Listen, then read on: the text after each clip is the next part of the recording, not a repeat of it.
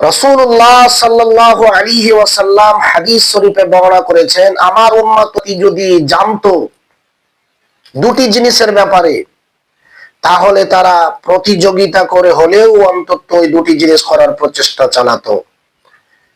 দুটি জিনিস কি?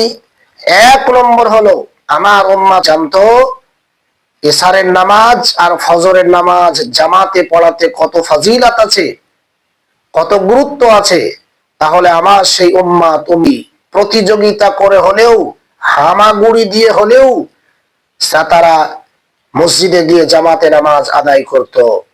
দ্বিতীয়ত হলো, আমার উম্মাহ তুমি জানতো যে আজান দেওয়ার মতন গুরুত্ব এবং ফাজিলত এবং তাৎপর্য মর্যাদাপূর্ণ একটা কাজ, তাহলে লাইন দিয়ে হলেও প্রতিযোগিতা করে হলেও অন্তত আজান দেওয়ার জন্য প্রস্তুতি হতো এবং আজান দেওয়ার প্রচেষ্টা চালাতো। অতএব আমরা এই বিষয়গুলো নিয়ে প্রতিযোগিতা করব।